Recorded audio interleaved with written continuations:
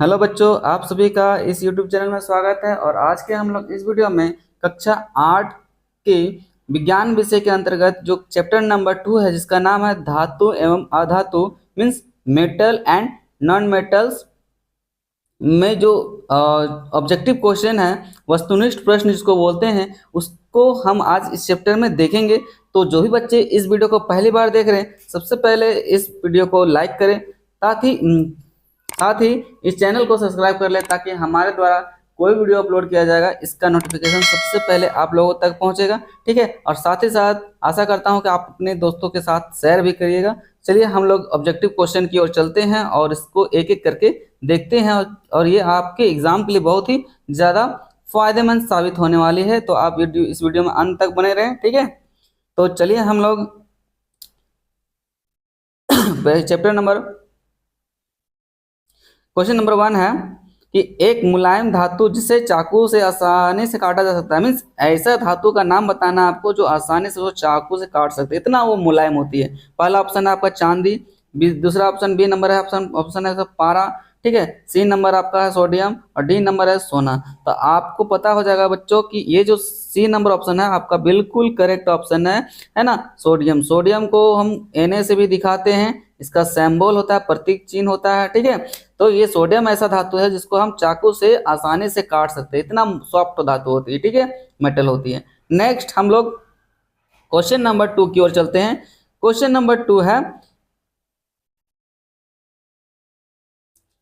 Number 2 है कि एक उच्च आघात वर्धनीय धातु जिसका उपयोग खाद्य पदार्थ को पैक करने के लिए किया जाता है, इनमें से वो क्या है? ऑप्शन नंबर ए है एल्युमिनियम, बी में है सोडियम, सी में है लिथियम और डी में है सोना। तो आपको पता होगा बच्चों, क्योंकि जो होटलों से जो पैक करके जो खाना आता है वो किस में लपेट कर मिलता है। बहुत को बच्चे यहाँ पे तंदूरी रोटी और चिकन खाए होंगे। ठीक है, तो आपको पता होगा कि जो उसमें फॉइल जो लिपटा हुआ रहता है वो किस चीज़ का बना होता है, तो एल्युमिनियम का बच्चों, एल्युमिनियम का बना होता है। ठीक है, तो अब इसका वो एल्युमिनियम किस लिए रखा जाता है, ताकि हमारा जो भोजन है वो खराब ना हो, ठीक है, और गर्म रहे। ठीक, नेक्स्ट क्वेश्चन है बच्चों हमारा क्वेश्चन नंबर 3 है कि एक अधातु जिसमें चमक होती है, कौन सी ऐसी धातु अधातु है? हम लोग जानते हैं बच्चों, जितने भी मेटल्स है सब में चमक होती है, लेकिन कुछ ऐसे अधातु भी हैं जिसमें चमक होती है। ठीक है, ऑप्शन नंबर ए है आपका कोयला, बी में है आयोडीन, सी में है सल्फर और डी में है ब्रोमीन। तो बच्चों इसका जो सही आंसर हो जाएगा बच्चों, ऑप्शन नंबर बी सही आंसर हो जाएगा, आयोडीन। आयोडीन एक ऐसी अधातु है जिसमें चमक पाई जाती है। ठीक है, नेक्स्ट क्वेश्चन नंबर 4 की ओर चलते हैं बच्चों। क्वेश्चन नंबर 4 है बच्चों कि किस धातु की भौतिक अवस्था द्रव रूप में होती है? ठीक है, ऑप्शन नंबर है जस्ता, जिसको बोलते हैं जिंक भी बोलते हैं हम लोग, इसको Zn से भी इसका सिंबल का रिप्रेजेंट किया जाता है। बी नंबर में तांबा, जिसको Cu बोलते हैं कॉपर, ठीक है, और Hg जिसको मरकरी बोलते हैं पारा को, है ना, और टीन Sn बोलते हैं। ठीक है, इसका सिंबल है Sn। ठीक है, तो आपको पूछ रहा है कि इनमें से कौन सा धातु है जो द्रव अवस्था में पाई जाती है। ठीक है, तो बच्चों इसका जो सही आंसर हो जाएगा, ऑप्शन नंबर इसका सी आपका सही आंसर हो जाएगा, पारा। ठीक है, पारा एक ऐसी धातु है जो कि द्रव अवस्था में पाई जाती है, लिक्विड फॉर्म में। ठीक है, क्योंकि आप लोग जब देखे होंगे, आप डॉक्टर के पास गए होंगे, तो आपको जो बीपी मेजर करती है उसमें एक लिक्विड रहता है, ठीक है, ब्राउन ब्राउन कलर का, वो एक मेटल होता है जो कि पारा होता है। वो देखे होंगे आप, लिक्विड फॉर्म में होता है, मतलब द्रव के फॉर्म में होता है। तो इससे आप आसानी से उसको समझ सकते हैं और आप उसको याद रख सकते हैं। नेक्स्ट क्वेश्चन की ओर चलते हैं, क्वेश्चन नंबर 5 की ओर। क्वेश्चन नंबर 5 बोलता है निम्नलिखित में से किस को पीट कर पतली चादर में परिणित या परिवर्तित किया जा सकता है? ऑप्शन नंबर ए है जिंक, बी में फास्फोरस, सी में सल्फर और डी में ऑक्सीजन। तो बच्चों इसका जो सही आंसर हो जाएगा, ऑप्शन नंबर ए सही आंसर हो जाएगा बच्चों, जिंक। जिंक को पीट करके पतली चादर के रूप में परिवर्तित किया जा सकता है। ठीक है, नेक्स्ट क्वेश्चन हम लोग 6 नंबर में चलते हैं।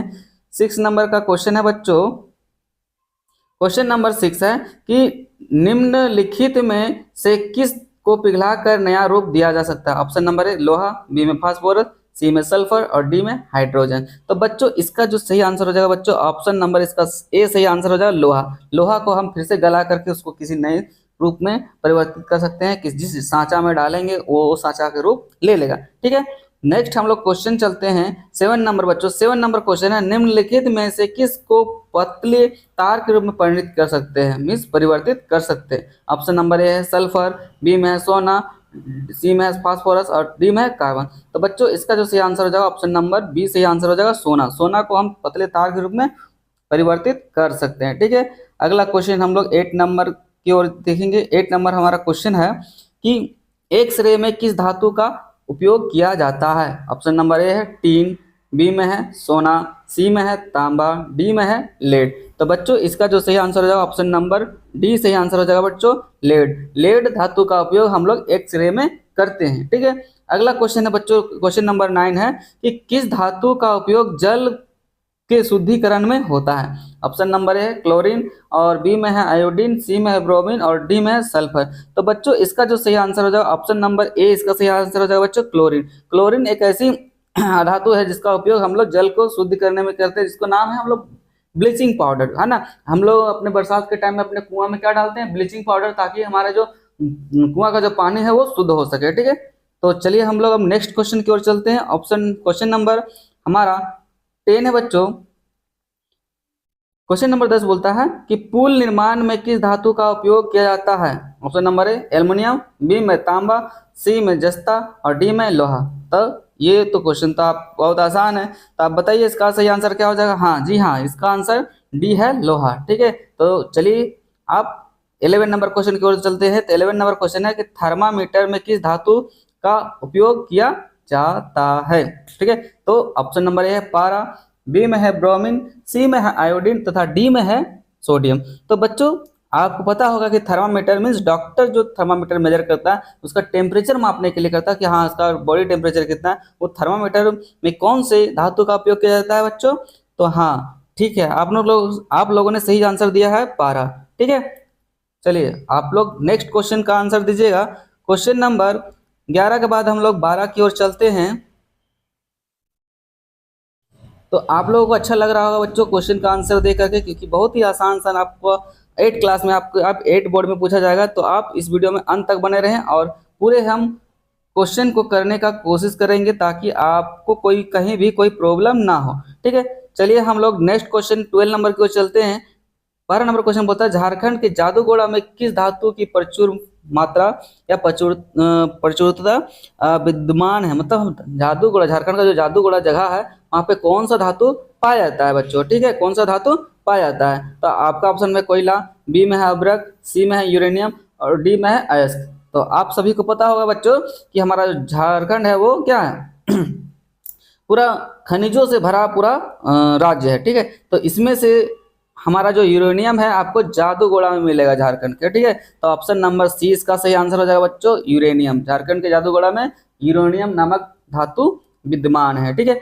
नेक्स्ट हम लोग 13 नंबर क्वेश्चन देखते हैं बच्चों। 13 नंबर क्वेश्चन है झारखंड के किस जिले में सबसे अधिक अभ्रक मिलता है। ऑप्शन में है कोडरमा, बी में है धनबाद, सी में है सीभूम और डी में है लोहरदगा।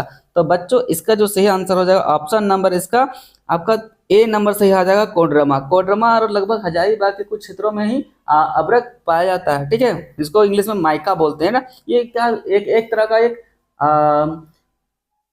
धातु है ना, अधातु है, ठीक है।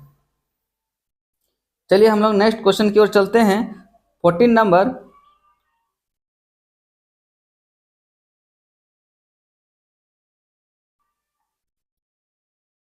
क्वेश्चन है बच्चों झारखंड के किस जिले में एल्युमिनियम एस्क की प्रचुरता विद्यमान है। ऑप्शन नंबर में लोहरदगा, बी में सीभूम, सी में कोडरमा और डी में धनबाद। तो बच्चों इसका जो सही आंसर हो जाएगा ऑप्शन नंबर ए सही आंसर हो जाएगा बच्चों लोहरदगा, ठीक है।